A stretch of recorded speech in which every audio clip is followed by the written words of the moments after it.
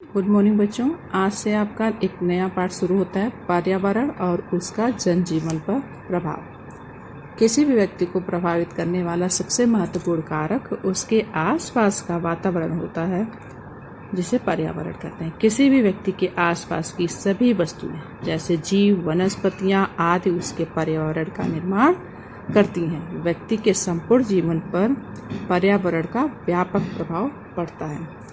पर्यावरण का अर्थ एवं परिभाषा। पर्यावरण शब्द हिंदी भाषा के दो शब्दों परि तथा आवरण से मिलकर बना है।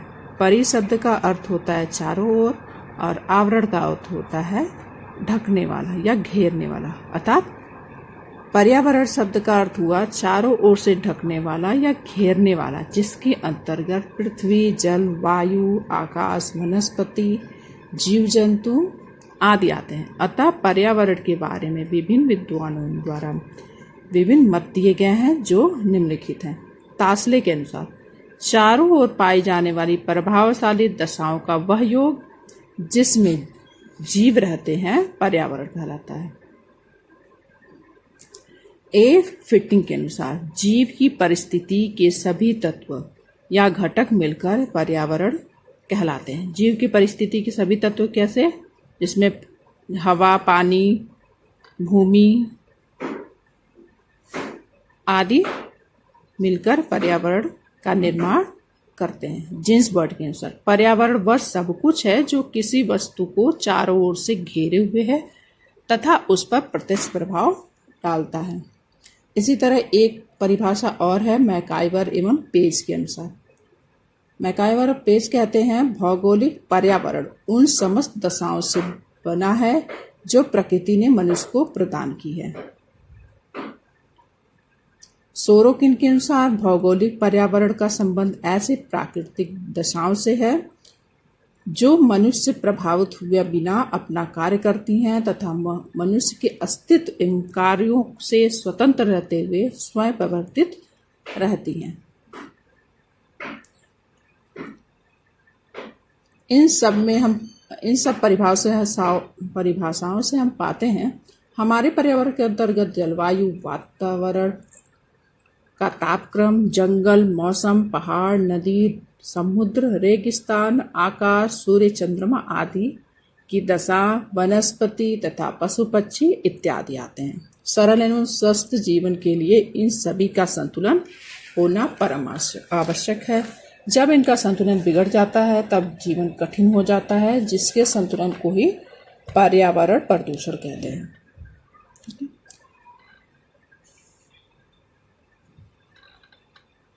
पर्यावरण के प्रकार। पर्यावरण के व्यवस्थित अध्ययन से इसका वर्गीकृत किया जाना अत्यंत आवश्यक है, क्योंकि यह एक बहुपक्षीय अवधारणा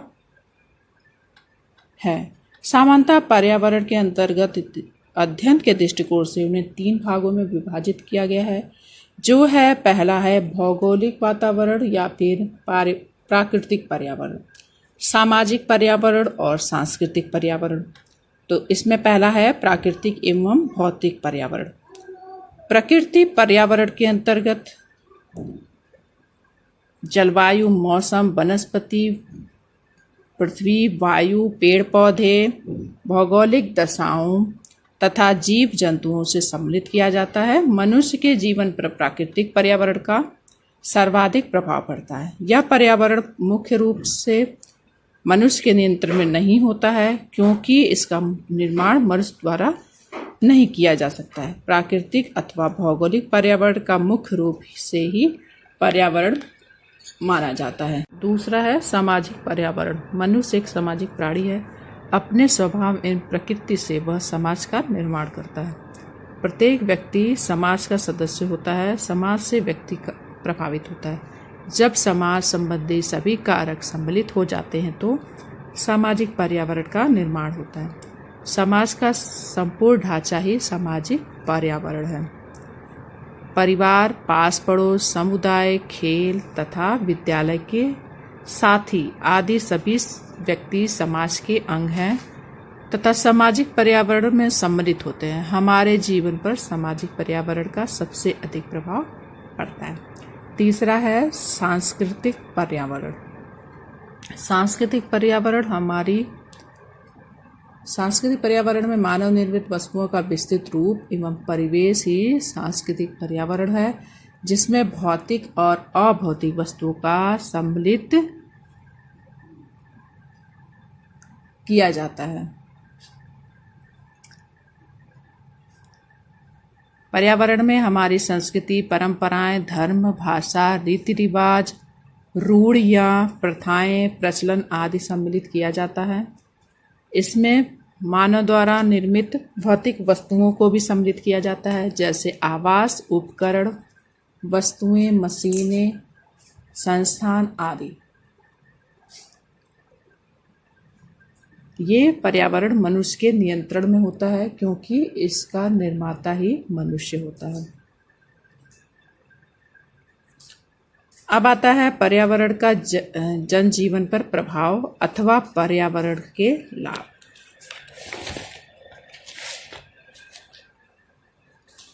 पर्यावरण का जनजीवन पर प्रभाव में पहला है जनजीवन पर प्रत्यक्ष प्रभाव और दूसरा है जनजीवन पर अप्रत्यक्ष प्रभाव। दो तरह के प्रभाव पर्यावरण हमारे ऊपर छोड़ता है, जिसमें पहला जनजीवन पर प्रत्यक्ष प्रभाव का पहला है जनसंख्या पर प्रभाव। किसी क्षेत्र का पर्यावरण वहाँ की जनसंख्या की विशेष रूप से प्रभावित करता है। जिस भौगोलिक वातावरण की पोषक क्षमता मनुष्य से अत्यधिक अनुकूल होती है, वहाँ पे जनसंख्या में तीव्र वृद्धि होती है। जहाँ प्रतिकूलता अधिक होती है, वहाँ पर लोग कम रहना पसंद करते हैं। जैसे रेगिस्तान, बंजर भूमि वाले स्थान पर जनसंख्या कम होती है तथा नदी के मैदानों और समतल व उपजाऊ भूमि वाले स्थानों पर जनसंख्या अधिक पाई जाती है। दूसरा है मकान की बनावट पर प्रभाव। भौगोलिक वातावरण निवास स्थान पर भी प्रभाव डालता है। मैदानी क्षेत्र में गारा या मिट्टी से सरलता से मिल जाती है तथा वहाँ ईंटों के मकान बनाए जाते हैं, जबकि पर्वतीय प्रदेशों में यानी पहाड़ों वाले प्रदेशों में जगहों पर पत्थर और लकड़ी के घर बनाए जाते हैं। तीसरा है खान पान पर प्रभाव। किसी क्षेत्र का भोजन वहाँ के पर्यावरण से विशेष रूप से संबंधित होता है। क्षेत्र में जो खाद्य सामग्री उपलब्ध होती है वही उस क्षेत्र का मुख्य भोजन होता है। जैसे मैदानी क्षेत्र में दाल चावल, गेहूं, सब्जियों की अधिकता के कारण, समुद्र तटीय तथा पर्वतीय क्षेत्रों में मांस, मछली, अंडे की अधिकता होने के कारण वहाँ के लोग का मुख्य आहार यही खाद्य सामग्रियाँ होती हैं। अगला है वस्त्रों पर प्रभाव। व्यक्ति के वस्त्रों पर भी उसके पर्यावरण का प्रभाव पड़ता है। ठंडे प्रदेश में रहने वाले लोग ऊनी, गर्म एवं चुस्त वस्त्र पहनते हैं, वहीं गर्म प्रदेशों में रहने वाले लोग सूती, बारीक और ढीले ढाले वस्त्र पहनते हैं। आवागमन के साधनों पर प्रभाव। लोगों के यातायात एवं आवागमन के साधनों पर भी पर्यावरण का प्रभाव पड़ता है। पर्यावरण के अनुसार आवागमन के साधन अलग अलग होते हैं। मैदानी क्षेत्रों में रेल, मोटर कार, बस, बाइक, साइकिल आदि साधनों का प्रयोग किया जाता है, जबकि पर्वतीय क्षेत्रों में खच्चरों, रेगिस्तान में ऊंटों के माध्यम से आवागमन किया जाता है। अगला है शारीरिक लक्षणों एवं स्वास्थ्य पर प्रभाव। पर्यावरण व्यक्ति के शारीरिक लक्षणों को भी प्रभावित करता है। भौगोलिक पर्यावरण के प्रभाव से व्यक्ति का रंग, कद और आकृति भी निर्धारित होती है।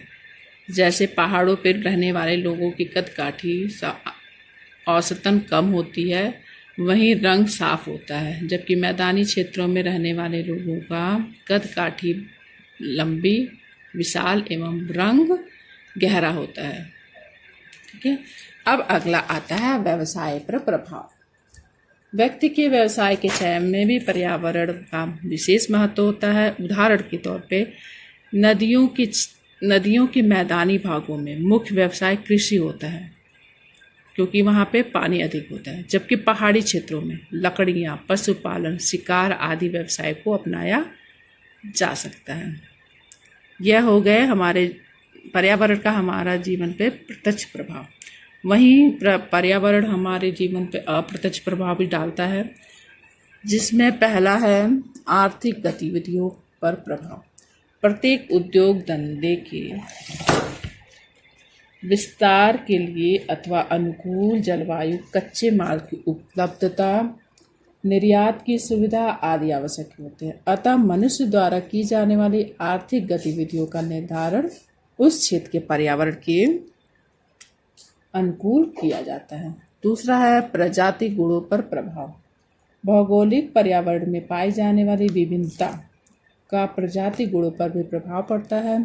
भौगोलिक विभिन्नताओं के कारण विभिन्न प्रजातियों का जन्म होता है और उसमें खान पान, रीति रिवाज, साहित्य संबंधी अंतर पाए जाते हैं। अगला है राजनीतिक स्थिति पर प्रभाव।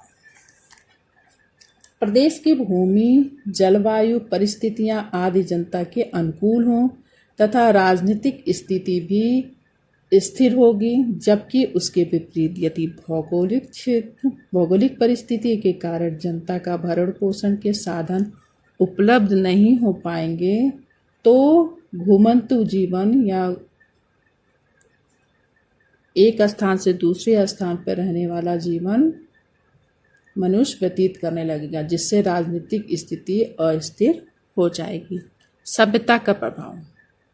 सभ्यता के निर्माण के लिए भौगोलिक वातावरण तथा परिस्थितियां पर्यावरण के अनुकूल होनी चाहिए। पर्यावरण के अनुकूल न होने की स्थिति में सभ्यता का विनाश हो जाता है, जैसे सिंधु घाटी सभ्यता का। कला और साहित्य पर प्रभाव। प्राकृतिक पर्यावरण तथा प्राकृतिक प्रेम साहित्यों एवं कलाकारों का विशेष रूप से प्रभावित करता है। स्थानीय प्राकृतिक वातावरण से प्रभावित होकर विभिन्न विद्वानों ने महत्वपूर्ण रचनाएं की हैं। धन्यवाद।